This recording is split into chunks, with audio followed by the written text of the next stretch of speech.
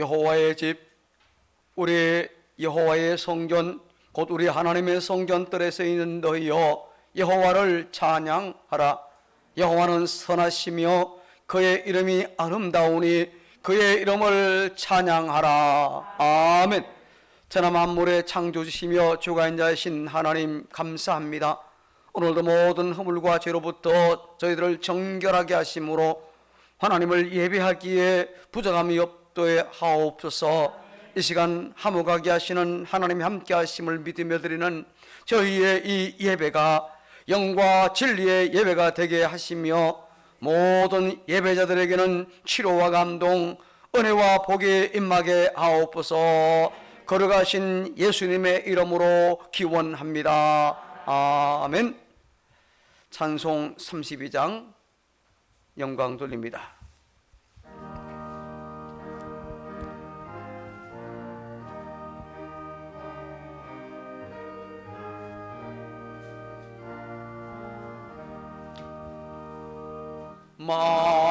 만유의 주제 존귀하신 예수, 사람이 되신 하나님, 나 사모하여 영원히 섬길 내 영광 되신 주로다. 어려운 동사 무서운 조수모 아름답고 묘하나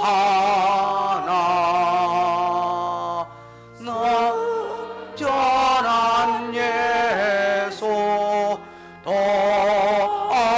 아름다워 봄 같은 기쁨 주시네.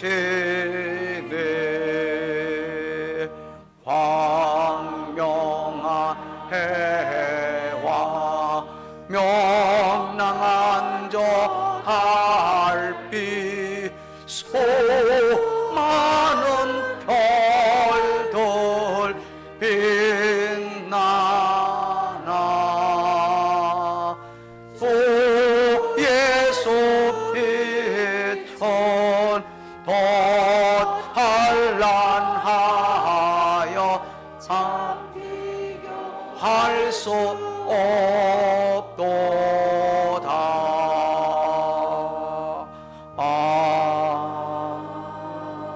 아멘. 교독문제 73번 순서지와 자막에 따라서 교독합니다. 보라, 내가 새 하늘과 새 땅을 창조하나니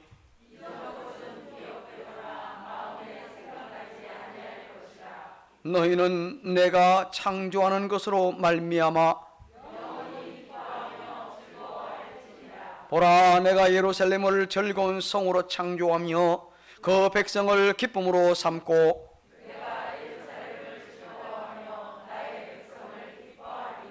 우는 소리와 부러지는 소리가 그 가운데서 다시는 들리지 아니할 것이며 사자가 소처럼 짚을 먹을 것이며 뱀은 흙을 양식으로 삼을 것이니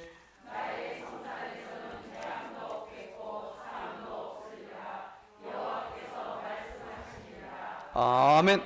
우리의 신앙을 하나님 앞에 고백합니다. 전능하사 천지를 만드신 하나님 아버지를 내가 믿사오며 그 외아들 우리 주 예수 그리스도를 믿사오니 이는 성령으로 잉태하사 동정녀 마리아에게 나시고 본디오 빌라도에게 고난을 받으사 십자가에 못 박혀 죽으시고 장사한 지 사흘 만에 죽은 자 가운데서 다시 일어나시며 하늘에 오르사 전능하신 하나님 우편에 앉아 계시다가 죄로서 산자와 죽은 자를 심판하러 오시리라. 성령을 믿사오며 거룩한 공회와 성도가 서로 교통하는 것과 죄를 사하여 주시는 것과 몸이 다시한 것과 영원히 사는 것을 믿사옵나이다. 아멘. 자리에 앉으셔서 370장 찬송합니다.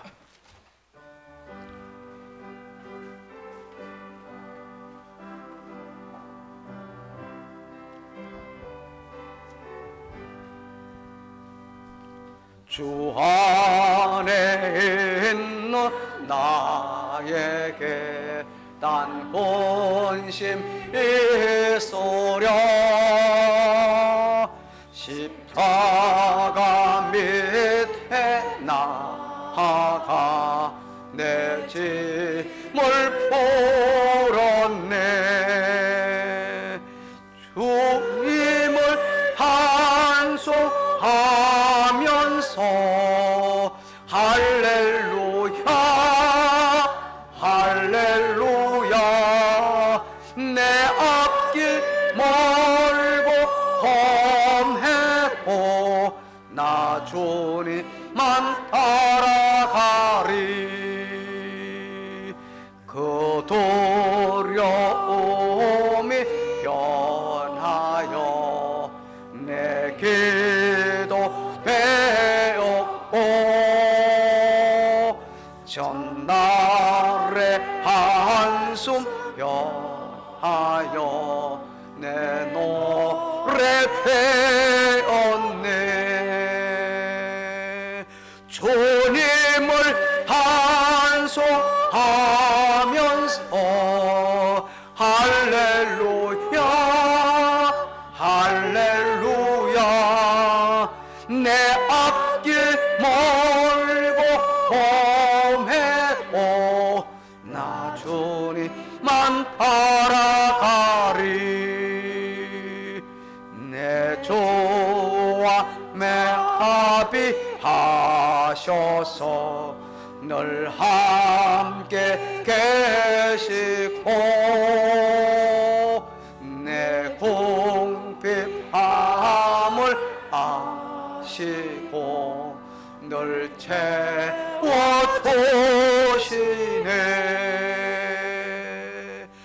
주님을 찬송하면서 할렐루야 할렐루야. 내 앞길 멀고 험해도 나 주님만 따라가리. 내 주와 맺은 언약은 영불변하시니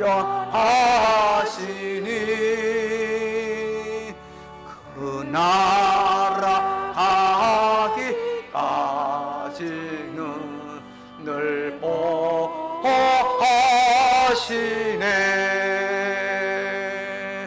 주님을 찬송하면서 할렐루야 할렐루야. 내 앞길 멀고 험해도 나 주님만 따라가리. 이 시간 우리를 대표해서 전승관 장로님께서 기도 인도하도록 하겠습니다.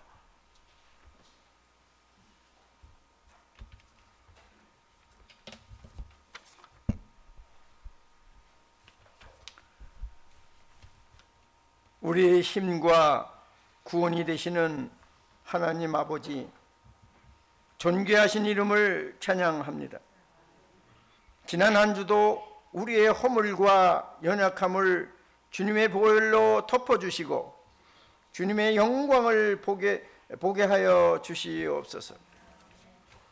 이 시간 주님의 사랑과 은혜에 감사하며 거룩한 주일 예배를 드리기를 원하오니 그 어떤 것으로도 채울 수 없는 우리의 빈잔이 주님으로 가득 채워지는 인생이 되게 하여 주시옵소서. 주님, 가을을 맞이하여 황금들판이 무르익고 곡식과 과일이 풍성한 계절입니다. 이 좋은 계절을 통하여 우리의 근심 걱정 그 모든 것이 사라지고 우리의 가정이 축복받으며 주님께 감사하는 마음으로 살게 하옵소서. 주님, 피로 값주고 세우신 우리 가능중앙교회가 금년 25주년을 맞이합니다. 주님, 다다음 주일부터 5일 동안 특별 새벽 기도회를 시작합니다. 온 교우가 참여하여 주님을 만나는 큰 기쁨이 넘쳐 나시기를 바랍니다. 이 시간 말씀을 증거하시는 담임 목사님에게 성령의 능력과 말씀의 능력을 주셔서 증거되는 말씀이 저희들의 영적인 귀와 눈이 열려져 주님의 음성을 들을 수 있도록 하셔서 한 사람도 성절 뜻만 받고 가는 성도가 없기를 원합니다. 주님, 매 시간마다 섬기는 손길에도 은혜를 주옵소서. 이 시간 찬양으로 예배를 돕는 할렐루야 찬양대에도 은혜를 주옵시며 하나님 영광 받아 주옵소서. 이 모든 간구와 기도를 우리 구주 예수 그리스도의 이름으로 기도드리옵나이다. 아멘.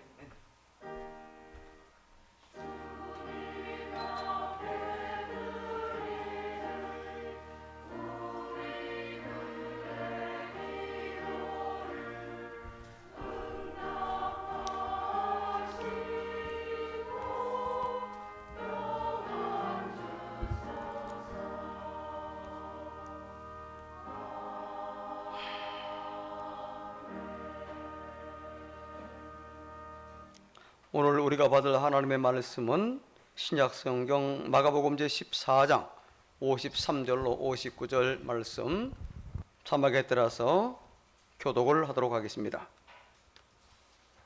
53절 그들이 예수를 끌고 대제사장에게로 가니 대제사장들과 장로들과 서유관들이 다 모이더라. 따라 대제사장의 집들 안까지 들어가서 아래 사람들과 함께 앉아 불을 쬐더라. 대제사장들과 온 공회가 예수를 죽이려고 그를 칠 증거를 찾되 얻지 못하니 이는 예수를 쳐서 거짓 증언하는 자가 많으나 그 증언이 서로 일치하지 못함이라.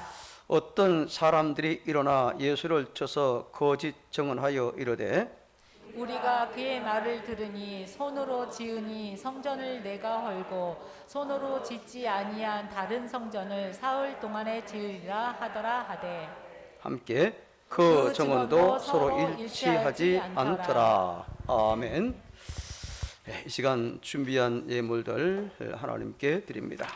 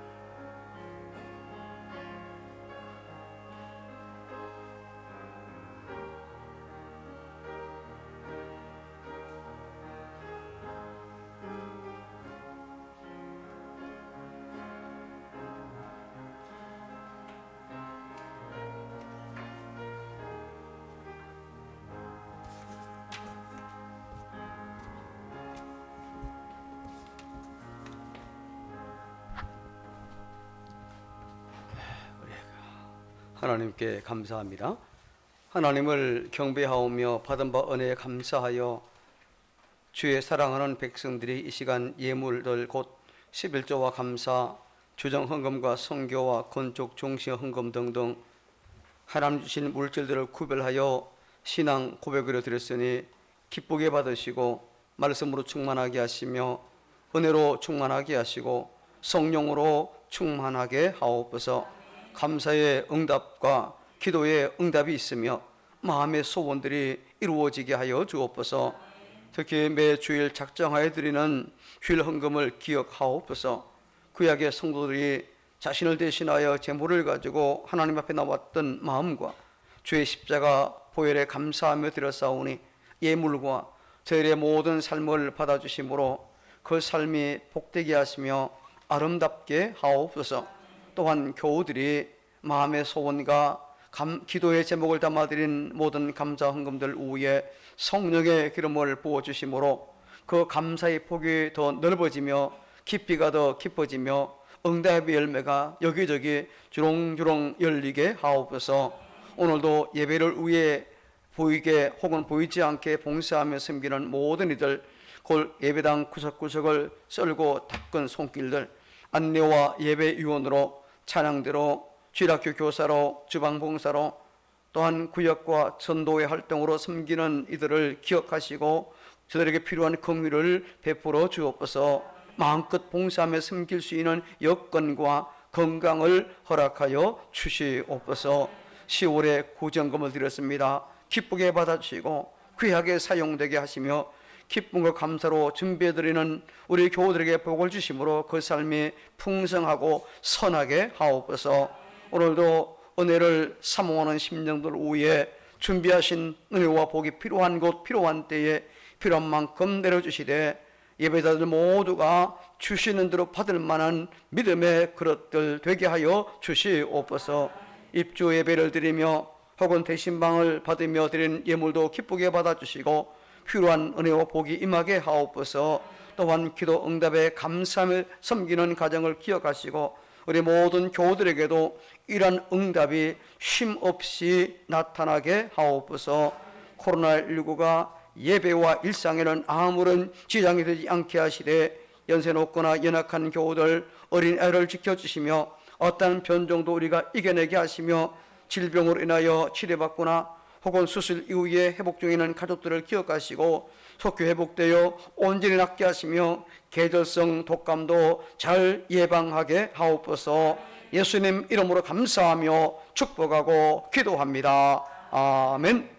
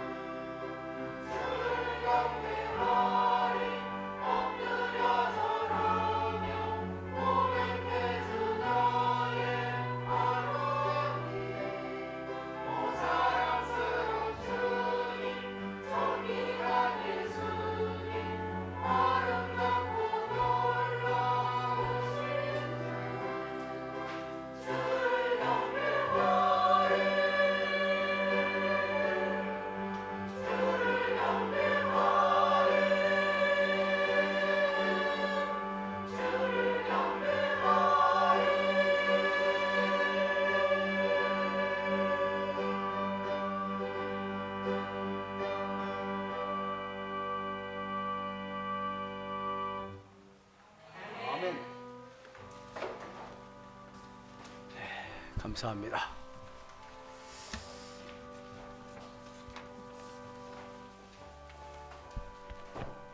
호흡하기 곤란하신 분들은 찬송할 때는 지금 좀 써야 되겠지만 불편하신 분들은 찬송 밥 먹을 때 서로 마주보고 먹어도 하고서 그죠? 그러니까 불편하신 분들은 마스크보다 좋다 그렇게 생각됩니다. 신앙생활은 예수님과의 거리에 따라 다르다 하는 그런 말이 있습니다. 모든 신자는 사실 예수님을 구주로 믿는 그런 사람들이잖아요. 그렇지만 우리 예수님과의 거리는 각각 다릅니다. 그죠? 저와 여러분들이 참으로 예수를 믿는다고 한다면은 예수님과의 거리가 아주 가까워야 될 줄로 믿습니다. 그죠? 왜냐하면은 예수님과의 거리가 가까울수록 우리 겪을 수 있는 근심, 걱정, 염려가 보다 작아지고 그리고 우리가 물리칠 수 있기 때문에 그런 겁니다. 우리가 찬송가 370장 불렀는데 1절에 보니까 주 안에 있는 나에게 딴 근심 있으려 십자가 밑에 나아가 내 짐을 풀었네. 주님을 찬송하며 할렐루야 할렐루야 내 앞길 멀고 험해도 나 누구만 주님만 어떻게 하리라? 따라가리라. 그렇습니다. 내가 예수님과의 거리가 가까우면 가까울수록 비록 살 날이 얼마 남아 있지 않다 할지라도 영생의 확신이 있기 때문에 콧노래 부르며 찬송하며 다닐 수 있는 줄로 믿습니다. 이게 신앙인이잖아요. 예수님과의 거리가 가까울수록 혹 실적했더라도 혹 자녀가 어려운 일을 당했다 할지라도 혹 세상에 그 어떤 모진 풍파가 닥쳐와도 그것이 전혀 환난과 핍박으로 느껴지지 않는다는 바로 그런 말씀이에요. 반대로 내가 아무리 노후 준비를 철저히 하고 몸이 건강하고 또 노후에 쓸 돈도 넉넉하고 자녀들이 다 잘 되었다 할지라도 주님과 거리가 먼 사람은 인생의 불안과 염려와 공포와 그리고 실망과 원망이 끊어지지를 않는 겁니다. 신앙생활을 한마디로 주님과의 친밀한 교제를 나누고 누리는 거예요. 그렇잖아요, 여러분. 주님께서 바로 그것을 우리에게 원하시는 겁니다. 우리 신앙생활은요, 그 목적이 주님께로부터 뭔가 얻어내는 것으로 생각하면은 이것은 주객이 바뀐 겁니다. 그죠? 예수 믿으면 복 받는다. 예수 믿으면 만사 형통한다. 물론 말이 맞는 말입니다. 근데 이것이 목적되면은 안 되는 거예요. 그죠? 그것은 우리 신앙생활의 목적이 되면 안 되고 우리가 주님 잘 섬기려면 필요하면 물질에 부시기도 하고 그죠? 건강에 주시기도 하고 혹 안 줄 수도 있는 겁니다. 그것이 목적이 돼서는 결코 아니 된다는 그런 말씀이에요. 오늘 본문은요, 예수님께서 신문을 받는 바로 그런 장면이잖아요. 그 당시 재판은요, 특별한 경우를 제외하고는요, 밤에 열리지 않았습니다. 평일 공식적으로 재판이 열리고 절기나 혹은 안식일의 명절에는요, 재판을 열지 않았습니다. 그런데 지금 6월절 절기 기간입니다. 근데 심지어 밤에 지금 재판이 열리고 있어요. 한마디로 이것은 불법적인 재판입니다. 이 재판 과정에서 지금 대적자들은 성난 사자처럼 달려들고 제자들은 몽땅 다 도망가 버린 채 지금 유일하게 베드로만 남아 있어요. 바로 그것이 54절 우리 함께 같이 한번 읽겠습니다. 시작. 베드로가 예수를 멀찍이 따라 대제사장의 집들 안까지 들어가서 아랫사람들과 함께 앉아 불을 쬐더라. 자, 지금 베드로가 대제사장의 집들 안까지 따라 들어갔어요. 근데 이건 참으로 위험한 그런 일이잖아요. 왜냐하면요, 방금 전 겟세마네 동산에서 베드로는 칼로 대제사장의 종인 말고란 사람의 귀를 잘랐잖아요. 그죠? 그러니까 이런 돌출 행동 때문에 이미 베드로의 얼굴이 널리 알려진 바로 그런 상황입니다. 자, 그러다 보니까 오늘 이 마가복음 기록한 마가는 어떻게 했습니까? 지금 평소에 그렇게 용감했던 베드로가 멀찍이 따랐다라고 지금 이야기하고 있습니다. 그렇게 우리 알려주고 있어요. 자, 가까이 할 것인가 멀리 할 것인가, 지금 베드로는 고민하면서 지금 불을 쬐고 있는 거예요. 여러분, 우리가 사회생활에서 적절한 거리 유지는 참 필요합니다. 그죠? 필수예요. 이 사람과 가까이 할 것인가 말 것인가 판단하고서 내게 좀 손해가 될 것이다 생각하면 멀찍하게, 그리고 유익하다 생각하면 가까이 지내는 것이 보통 사람들의 모습이잖아요. 자, 우리가 이렇게 사회생활하면서 신자임을 또 밝힐지 말지 왜 고민합니까? 믿는다는 것을 밝히면은요, 내게 유리할지 불리할지 먼저 계산하기 때문에 숨은 그리스도인 모습을 나타내 보이는 거죠. 예수 믿어 복 받는 것은 좋지만은 손해 보고 또 고난 받는 것은 원하지 않습니다. 그런데 이와 같이 멀찍이 따르는 행동은요, 하루아침에 갑자기 생기는 것이 아니에요. 자, 베드로는요, 방금 겟세마네 동산에서 기도할 시간에 기도하지 않은 것은요, 않았습니다. 이렇게 기도할 시간에 기도하지 않은 것은 육적인 문제일까요? 영적인 문제일까요? 영적인 문제입니다. 문제가 생긴 겁니다. 베드로는요, 겟세마네 동산에서 뿐만 아니라 그 전부터 조금씩 좀 달라지기 시작했습니다. 자, 요즘도 그렇잖아요. 코로나19 팬데믹으로 교회를 나온 횟수가 줄어들다 보니까 우리 마음도 점점 멀어지게 되어 있어요. 처음에는 이 교회에 안 나가는 것이 굉장히 좀 불편하고 이상했는데 이게 하다 보니까 점점 자연스럽게 여겨지는 겁니다. 멀찍이 따르는 사람들의 특징이 있어요. 자, 그들은요, 앞으로 안으로 깊이 들어가지는 않는다는 겁니다. 즉, 멀찍이 따르는 이 모습은요, 경계선에 서 있는 모습입니다. 어느 쪽에도 섞이지 않고 있다가 유리한 쪽으로 살짝 한쪽 발을 옮겨놓는 바로 이와 같은 행동이지요. 좀 안타까운 얘기지만은요, 지금 베드로는요, 예수님의 제자가 아닌 기회주의자로 전락해 있는 그런 상황입니다. 자, 여기 멀찍이는요, 도망하기 직전의 예비 단계입니다. 헌신이 아니라 도피하는 그런 수순이죠. 자, 결국 베드로는요, 예수님을 부인하고 도망가잖아요. 잠시 이후에. 자, 여러분, 그 첫 번째 원인이 뭘까요? 왜 이런 행동을 했을까요? 지금 예수님을 멀찍이 따르는 여기가 첫 번째 이유가 있습니다. 그러므로 우리도요, 각자 신앙을 한번 진단해 볼 필요가 있습니다. 교회를 몇 년 다니는가? 물론 이게 중요한 판단이 되겠지만요, 이게 다가 아닙니다. 예수님과 거리가 더 중요한 거예요. 우리가 10년, 20년 신앙생활하고 교회 다녔다 할지라도요, 예수님과 멀찍이 일하면 그는 주님을 따른다라고 말할 수 없는 겁니다. 사실 예수님을 따른다는 것이 말처럼 쉽지 않잖아요. 내가 좋을 때만 따른다면은요, 그거는요, 연예인을 따르는 것과 별 상관이 없는 겁니다. 별 이 차이가 없는 거예요. 예수 따라가면은 위험에 찾아오는 순간에 내가 어떻게 반응할 것인가? 그때 비로소 진짜 신자인지 껍데기만 무늬만 신자인지 그게 나타나게 된다는 겁니다. 자, 그렇다면 베드로는요, 왜 멀찍이 지금 이렇게 따랐을까요? 제자로서의 정체성이 지금 흔들리고 있기 때문에 그런 겁니다.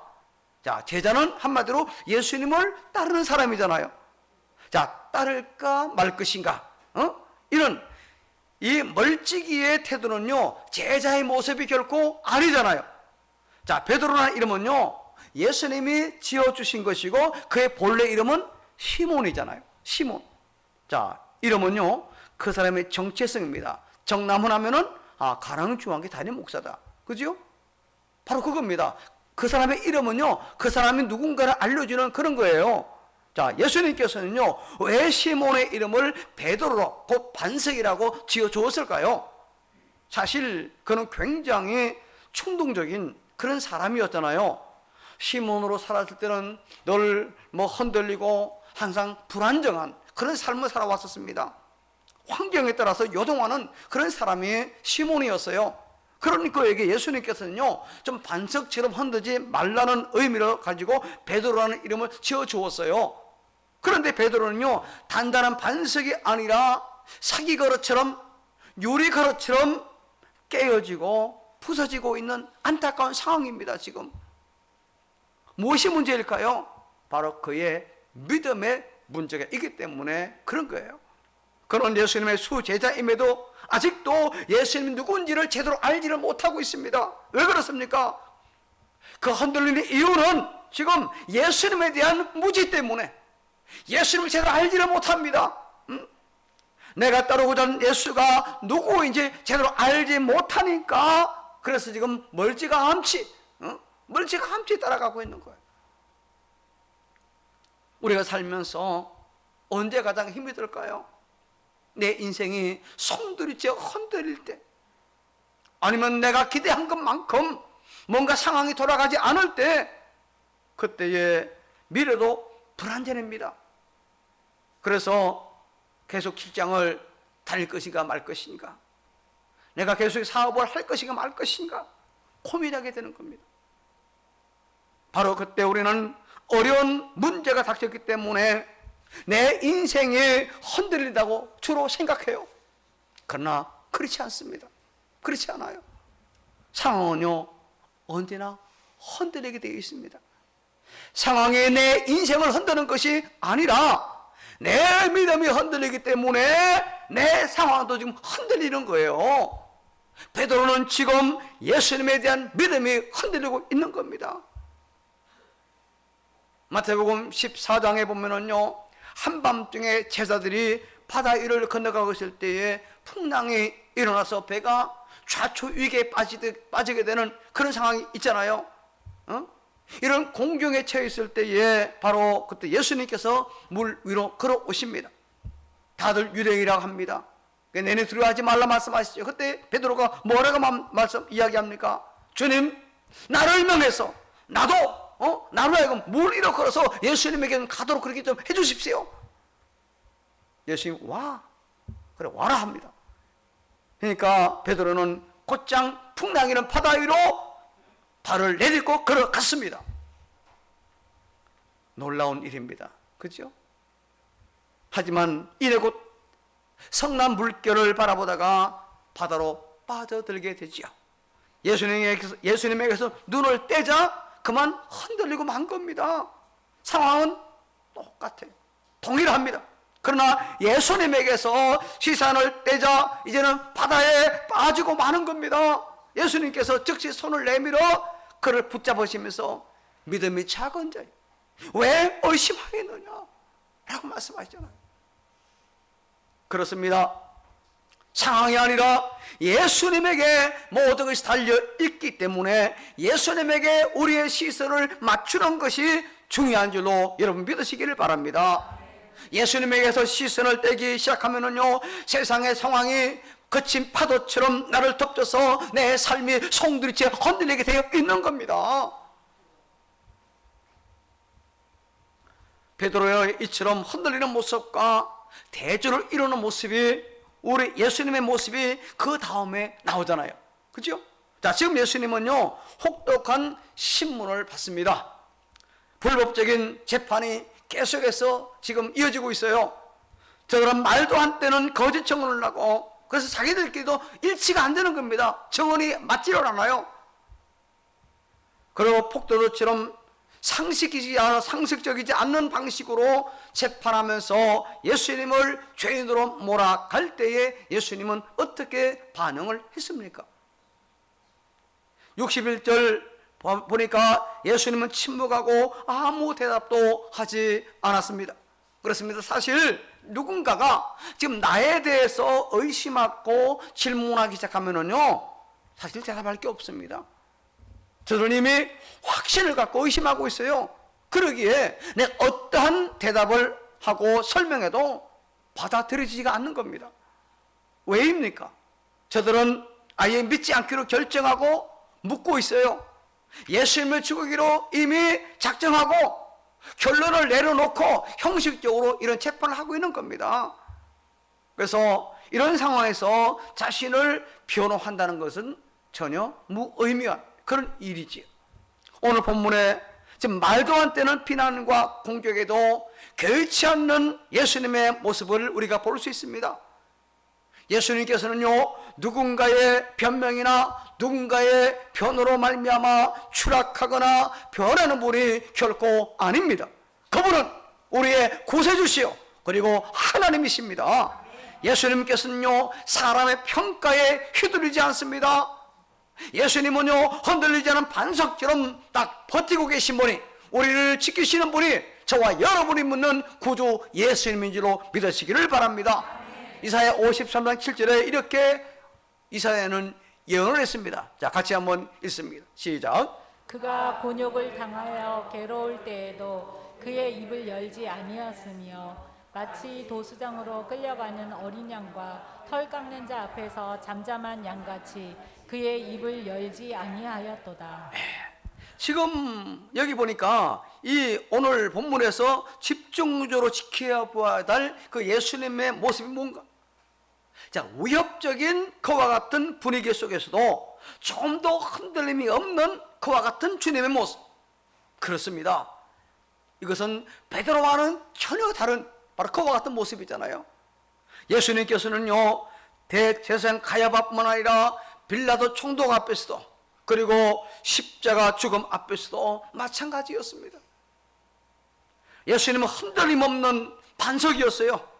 베드로는 깨어진 반석이었지만 예수님은 결코 깨어지지 않은 반석, 전혀 흔들리지 않은 반석이심을 오늘 우리들에게 보여주고 있습니다. 우리는 지금 혼란한 시대를 살아가고 있습니다. 모두가 다 길을 잃고 어느 때보다도 미래가 불투명한 그런 시대에 살아가고 있어요. 어찌 보면은 전쟁터와 같은 그런 세상에 살고 있다고 말해도 결코 과언이 아닙니다. 특별히 기독교에 대한 적대적인 이 분위기가 날이 갈수록 더해지고 있어요. 그러므로 지금이야말로 우리 신자의 정체성을 분명하게 드러내야 될 바로 그와 같은 때인 겁니다. 기독교 역사를 보면은요 사실 호의적인 때가 별로 없었습니다. 복음이 들어가는 곳에는요 거대한 적대적인 환경이 만들어졌어요. 악한 은수마가 가만히 있지 않잖아요. 그런데 이처럼 어려움이 오면은요 우리 신앙은요 두 갈래의 길로 갈라지게 되어 있습니다. 핍박이 올수록 신앙이 깊어지는, 더욱 주님을 붙잡는 가까이 한 그런 사람이 있는가 하면은 점점 더 멀어지는 그런 일도 많이 있습니다. 이런 코로나 환경, 코로나 팬데믹 상황에서 우리가 분명히 확인할 수 있습니다. 코로나 이전보다도 여러 가지 면에서 신앙생활이 어려워진 것 사실이잖아요. 그러다 보니까 신앙이 무너지는 사람이 너무너무 많이 나타나고 있어요.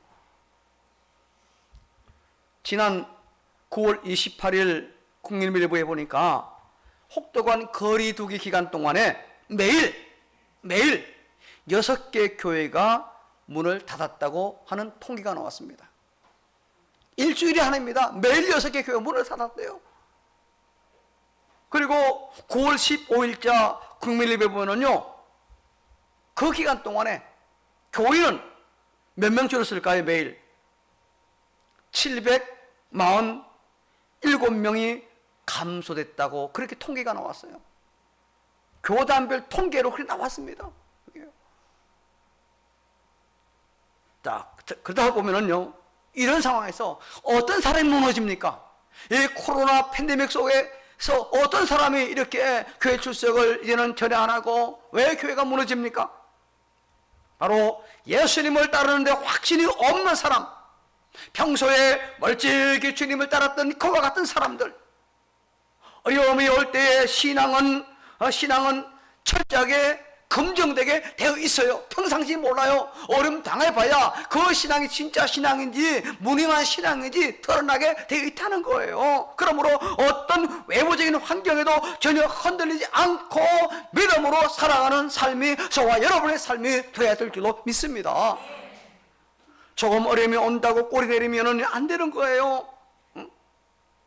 예수님을 믿을 때 찾아오는 위험에 대한 두려움을 우리는 이겨내야 되는 겁니다.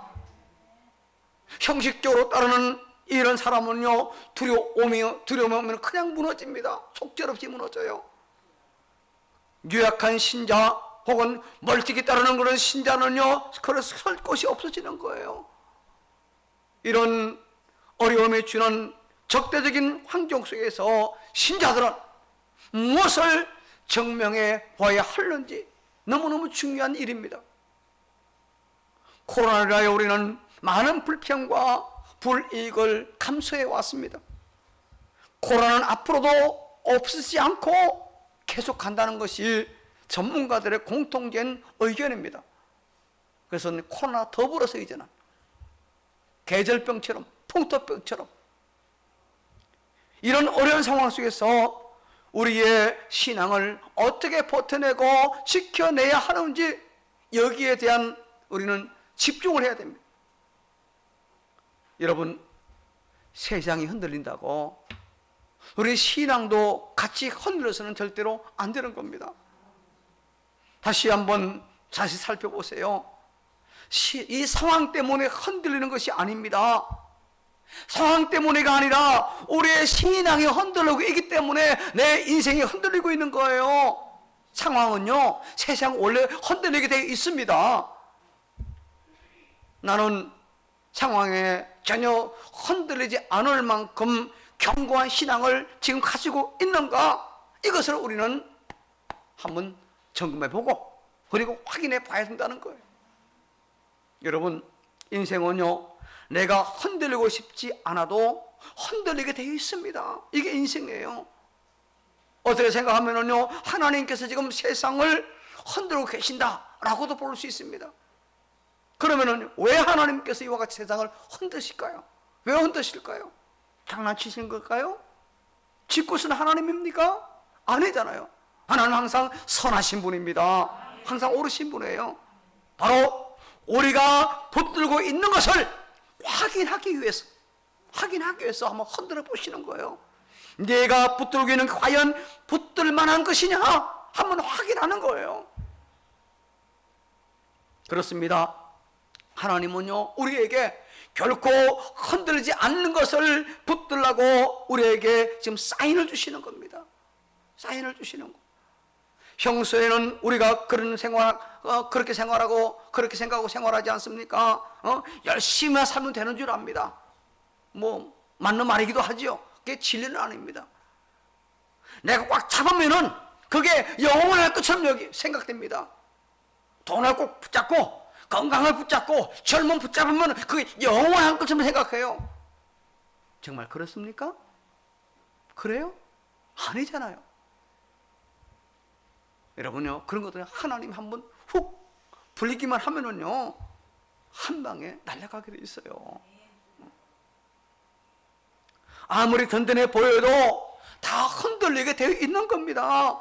여러분, 이 세상에서 결코 흔들리지 않는 것은 주 예수님 그분의 말씀인 줄로 믿습니다. 그래서 히브리 13장 8절에 이렇게 말씀했어요. 자, 같이 한번 읽습니다. 시작. 예수 그리스도는 어제나 오늘이나 영원토록 동일하시니라. 아멘. 그 주님을 부여잡기 바랍니다. 그 주님을 붙잡기를 바랍니다. 그럼 우리 삶이 흔들릴 때마다 내가 진리 안에 서 있는가 한번 확인해 봐야 돼요. 누가 무슨 말 했는가, 어떤 상황인가, 이게 문제가 아닙니다. 누가 뭘 했든 상황이 어떻든 내가 주님 안에 반듯하게 서 있으면은 문제될 게 없는 겁니다. 핵심은 내가 지금 진리를 붙들고 있는가, 내가 진리 안에 서 있는가, 이게 중요한 거예요. 요한복음 8장 32절에 주님은 이렇게 말씀했습니다. 자, 같이 읽습니다. 시작. 진리를 알지니 진리가 너희를 자유롭게 하리라. 할렐루야. 그렇습니다. 진리 안에서 우리는 자유해야 되는 겁니다. 눈치 볼 필요가 없는 거예요. 머뭇거릴 이유가 없는 겁니다. 그 진리를 온몸으로 체득하면은요, 우리는 어디서나 당당하게 멋지게 아름답게 살아갈 수 있는 거예요. 영원토록 변함없는 그분, 오직 주 예수님, 그분이 저와 여러분의 반석인 줄로 믿고 그분만을 의지하며 그분 붙잡기를 주의 이름으로 축복합니다. 예수님께서 산상 설교에서요, 모래 위에 집을 짓지 말고 어디 위에? 반석 위에 지으라고 말씀했잖아요. 그렇습니다. 진리여 반석이신 예수님 위에 세워진 인생은 결코 흔들리지 않습니다. 그러나 인간의 세운 집은 비가 오고 바람이 불면은 조금 무너져 버리는 거예요. 지금 베드로가 그와 같은 상황이잖아요. 많은 사람이 요즘 이 메타버스에 관심을 많이 기울이고 있습니다. 이런 메타버스가 뭡니까? 매일 타는 버스가 메타버스입니까? 이 메타버스는요, 가상 혹은 소울이라고 할 이름의 뜻은 영어 메타와 그리고 우주를 뜻하는 유니버스가 이게 합성어입니다. 그러니까 실제 현실 세계와 같은 어떤 사회, 경제, 문학, 오락 활동이 이루어지는 그런 어떤 3차원 가상세계, 우리가 모니터 이런 동영상 보는 그 차원 지나서 3차원처럼 느껴지는 바로 그와 같은 가상세계를 가리켜서 메타버스라 그렇게 이야기를 합니다. 그러니까 한마디로 메타버스란 가상인데 현실처럼 내가 느끼는 거예요. 존재하지 않는데 마치 존재하는 것처럼 온갖 것을 체험하게 하는 것, 이것이 바로 메타버스라고 합니다. 자, 알고 보면은요, 우리 삶 전체가 사실 메타버스인지도 모르겠어요. 오직 믿음으로만 보이는 세계가 있잖아요. 그래서 바울은 고린도서 4장 18절에서요, 우리가 주목하는 것은 보이는 것이 아니다 그랬습니다. 그러면서 하는 말이요, 눈에 보이는 것은요 잠깐이요, 눈에 보이지 않는 것은 영원합니다 라고 이야기했습니다. 무엇이 가상이고 무엇이 현실인지 헷갈리는 혼동스러운 그런 세대에 지금 살아가고 있어요. 여러분, 엄밀히 말하면요, 지금 우리 눈에 보이는 이것, 지금 내가 체험하고 있는 것들은요 사실 잠깐 지나가는 것 뿐입니다. 우리 인생은요 모래 위에 지은 집과 같아요. 한때는 대단했지만 언제나 다 사라져 버릴 것들입니다. 세상은 지금 흔들리고 인생은 요동치고 있습니다. 이런 교회도 마찬가지예요. 코로나로 인하여 이 급격한 변화를 여기저기서 지금 맞이하고 있어요. 코로나 이후에 많은 직업들이 사라져가고 있고 오히려 AI, 곧 인공지능 이 혁명이 가속화되고 있는 그런 시대에 살아가고 있잖아요. 예상하지 않았던 직업들이 떠오르는 이 변화의 속도는 한마디로 빛의 속도, 광속이라고 이야기할 정도로 많아지고 있습니다. 전에는 듣도 보도 못한 직업들이 많고 전에는 잘 나가던 직업들이 지금 없어지고 있는 것. 이런 시대에서 상황과 환경을 따라간다면 우리는 이내곧 길을 잃어버리고 말 것입니다. 이 변화무쌍한 세상에서 지금 여러분은 어떤 삶을 살고 계십니까? 혹시 여러분의 신앙과 삶이 지금 여지없이 흔들리는 그런 모습 아닌지 한번 우리가 돌아봐야 된다는 것. 그렇다면 왜 흔들릴까요? 여러분은 뭘 붙들어야 될까요? 예수님은 베드로를 반석이라 불러주었지만 그런 바람에 흔들리는 갈대와 같았습니다. 그럼 우리는 베드로가 대제사장의 집 들어가서 불을 찌고 있는 그 장면을 다시 한번 주목할 필요가 있습니다. 한번 여러분 상상해 보세요. 불빛에 비치는 그의 얼굴은 불안하기 짝이 없습니다. 멀찍이 따르는 자의 모습, 불안과 두려움으로 가득 차 있어요. 그가 찌고 있는 그 불빛 또한 곧 꺼지고 말 겁니다. 이내 곧 소멸되는 불을 따르면요 안 되는 거예요. 우리가 반드시 붙잡아야 될 것은요, 영원토록 꺼지지 않는 불이요 진리이신 예수님이 아니겠습니까? 세상은 늘 혼란스럽습니다. 세상은요 우리가 예상한 것처럼 그렇게 호락호락하지 않아요. 그렇다면 바로 그 순간 우리가 점검해야 될 것이 무엇인가? 과연 내가 진리를 제대로 알고 그 진리를 제대로 지금 붙들고 있는가? 지금 내가 예수님을 멀찍이 따르고 있는가? 가까이 바짝 붙어서 따라가고 있는가? 이걸 한번 우리가 생각해 보자는 겁니다. 여러분 지금 어디에 서 계십니까? 주님을 가까이 하는 자리에 서 있습니까? 아니면은 주님을 가까이 하면은 뭔가 내게 손해가 있을 것 같아서 가까이 다가가지 못한 채 군중들의 틈바구니에서 세상이 주는 쾌락과 물질적인 이익의 모닥불 앞에 앉아 있지는 않은지 한번 곰곰이 생각해 보세요. 이사야 29장 13절에 이렇게 그 당시를 우리에게 고발하고 있습니다. 한번 같이 읽겠습니다. 시작. 주께서 이르시되 이 백성이 입으로는 나를 가까이하며 입술로는 나를 공경하나 그들의 마음은 내게서 멀리 떠났나니 그들이 나를 경외함은 사람의 계명으로 가르침을 받았을 뿐이라.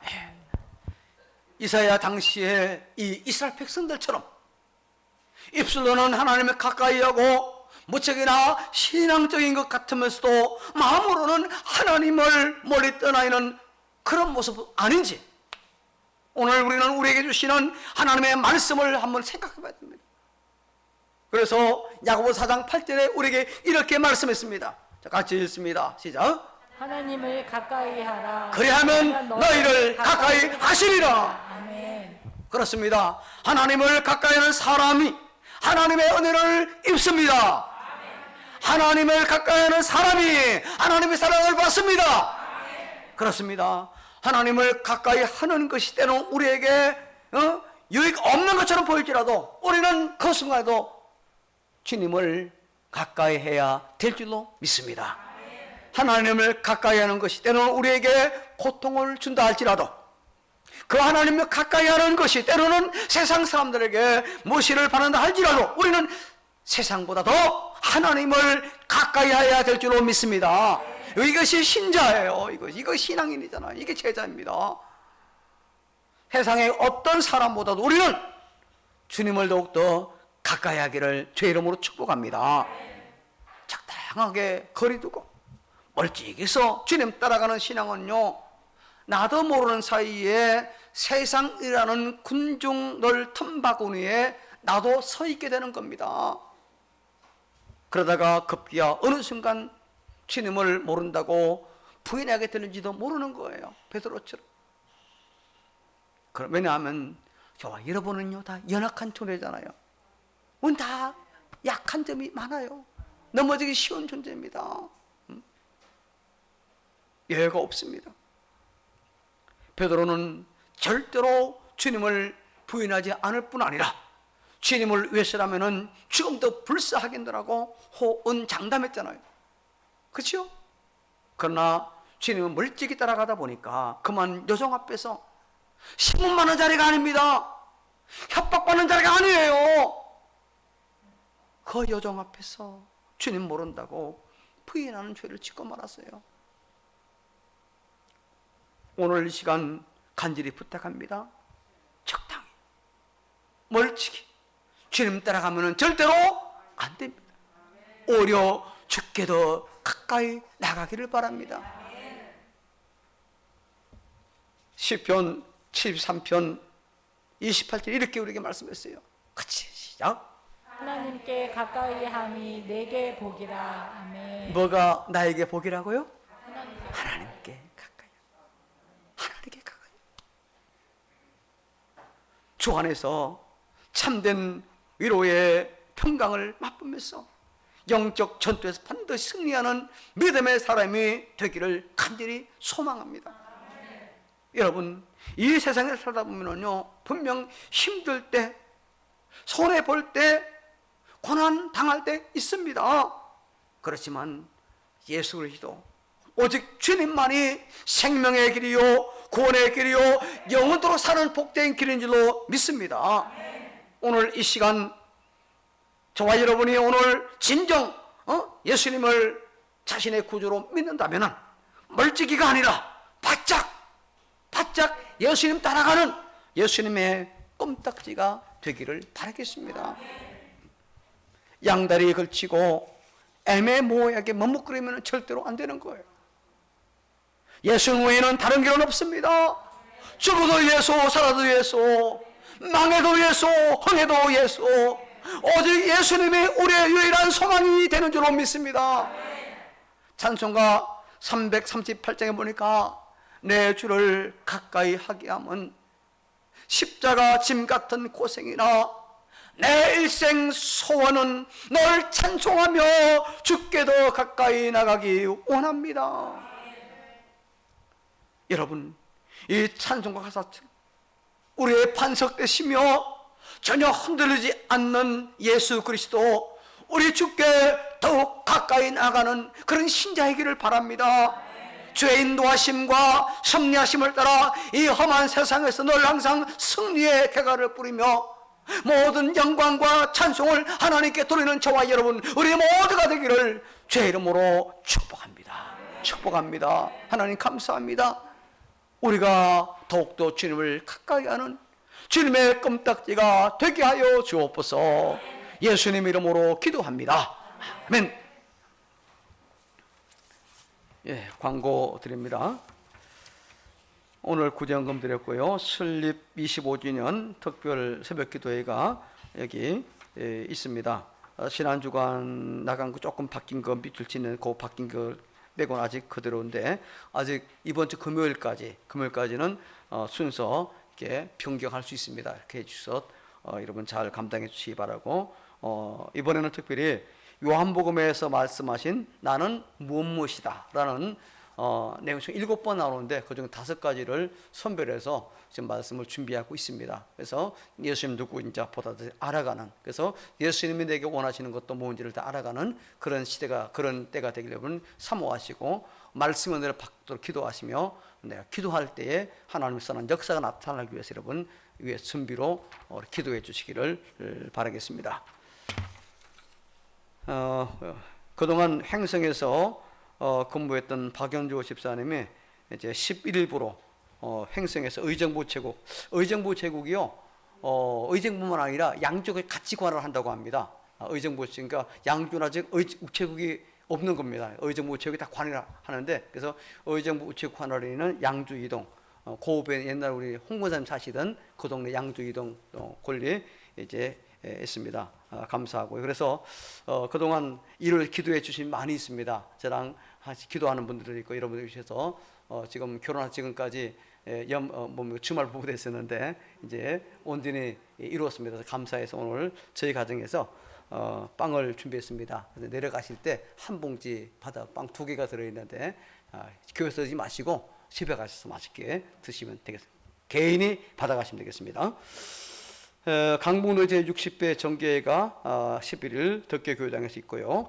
강북로의 목사 장로 체육대회가 17일 성암교회당에서 있습니다. 또 코로나19 확산 방지를 위한 방역심 잘 지켜주시기를 바라고요. 다 같이 일어나서 2장 찬송합니다.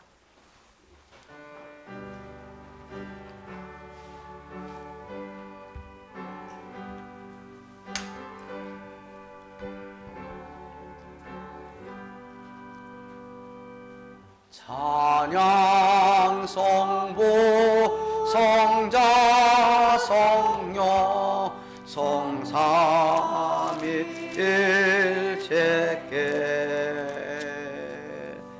영원 무고하기까지 영광을 돌리세 영광을 돌리세